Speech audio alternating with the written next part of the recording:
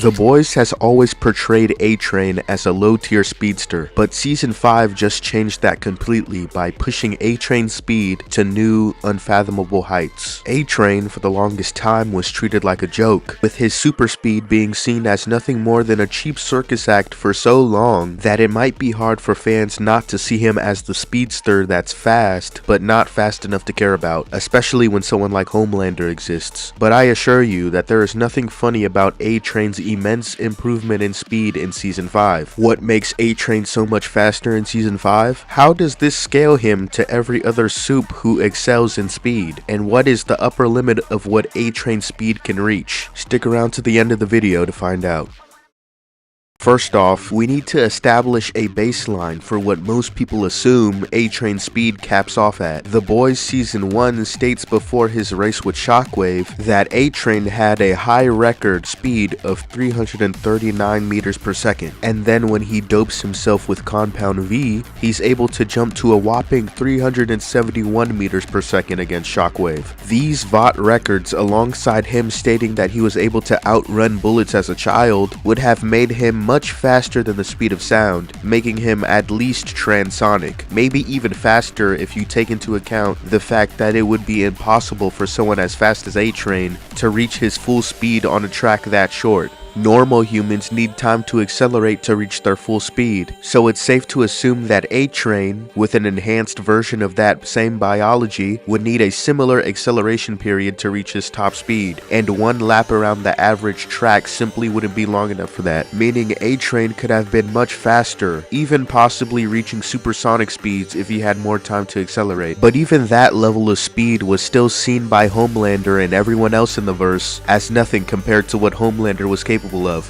That is until Season 5, and that's because Atrain is actually able to outrun Homelander when he's chasing him. Atrain was running so fast, in fact, that Homelander was only able to catch up to him when he tripped. And we know that Homelander was going his full speed because right before this scene, Homelander told Sage that what would make him happy was seeing both Butcher and Starlight dead. But even with the very thing in front of him that he wanted more than anything, he still chose to chase Atrain. That's because he was desperate to catch Atrain and kill him as soon as possible. So if he could have caught Atrain sooner, he would have, meaning that Homelander was going his full speed, and yet Atrain still dusted him, graduating his speed from transonic to confidently supersonic, since Homelander was stated to be faster than a fighter jet, which would have made him at least Mach 2. How was Atrain's insane improvement in speed that allowed him to surpass Homelander, and by extension every speedster alive even possible? Well, it most likely has something to do with him being on the run for so long. We know that Maeve was able to stand toe-to-toe with Homelander after some training, and Atrain constantly moving his family around the globe is definitely a version of that. So that could be how he got faster. On top of that, Homelander also most likely got slower. The show makes it a point in Season 4 to show that Homelander is aging with gray hairs and all. Because of this, it's safe to say that Homelander is experiencing all of the other side effects that come along with aging,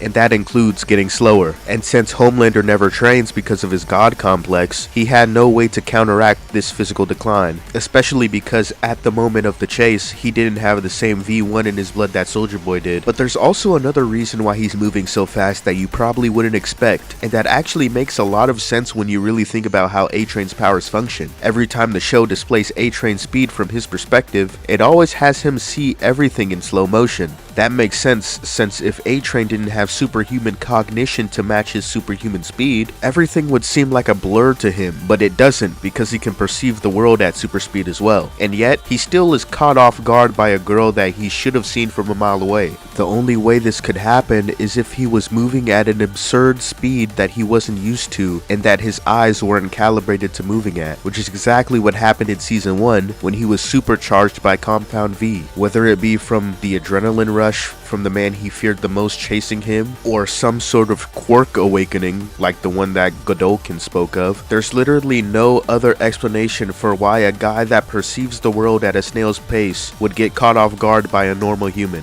But believe it or not, this newfound speed is just the tip of the iceberg. Although Atrain outrunning Homelander is insanely impressive, especially considering the fact that Homelander got Compound V in the womb, which means that Homelander's powers should have been stronger than his in every metric, milk. This same episode might have just proved something crazier about Atrain's speed that you could have never imagined. And that's because right before Huey is about to get hit by Homelander's lasers, Atrain is able to see them moving in slow motion and move Huey out of the way before he gets hit. Now, if we are going to take things like the official audio descriptions for the boys using the language of laser eyes or laser vision to describe when Homelander uses his powers, or characters in the show referring to them as lasers literally, then this would mean that Atrain was able to move considerably faster than light. But before we get carried away, the truth is that interpreting this feat is a bit more complicated than that. First of all, the word laser could just be used in a colloquial sense to explain his powers. I mean, Eric Kripke, the showrunner of The Boys, often refers to Homelander's powers as heat vision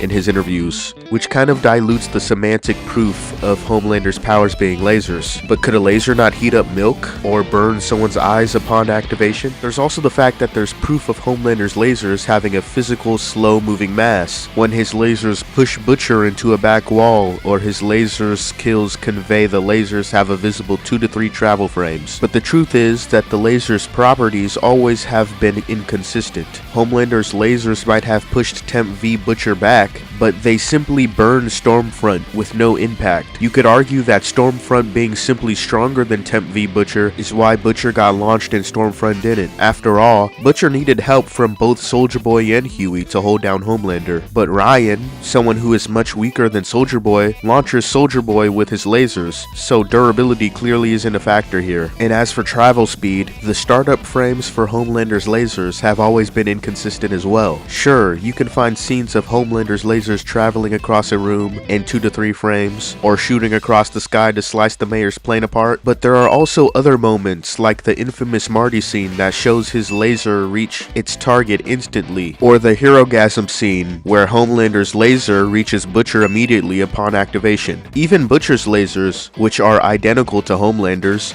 instantly hit a back wall upon activation without any travel frames. So which one is it? Did Atrain dodge a high-speed laser, or did he dodge a sluggish concussive blast? Well, thankfully, the head of the VFX team actually provides some insight that can help us get to the bottom of this once and for all. In an interview with Corridor Crew, Stephen Fleet says that the reason why he made Butcher and Homelander's lasers impact each other with physical mass is because he thought that having 2 beams of light passing through each other looked horrible. In other words, the person who is the dictator of the physics of the special effects in the show confirms that the lasers are light through implication as well as literally just saying it, which is why he wanted to make the Butcher and Homelander laser interaction function how a laser would really act against another laser in real life, but realized it looked horrible, so he made them clash because it looked cooler. The truth is that, irrespective of the creator of the lasers confirming they are light, the physics of the lasers in the show are decided by what would translate the best on screen. When a scene needs visual clarity, Homelander's lasers have startup frames, but when the lasers need to be quick and snappy, they come out instantly. The same is true for the physical mass of the lasers, because of the fact that these lasers are light beams that are purposefully given non-light qualities for the sake of the audience's entertainment. Atrain dodging these beams of light as he sees them in slow motion would make him confidently FTL, even more so if he got the 9.4% speed boost from taking Compound V. Now, in terms of how that random girl was able to survive getting brushed past by an FTL moving Atrain is beyond me. I mean, even if Atrain was only hypersonic, the fact that Atrain didn't launch her body into the nearest tree is insane durability upscale for her, since she simply feels a slight breeze during the interaction. So maybe they should get this random girl to fight Homelander. I don't usually make The Boys videos, so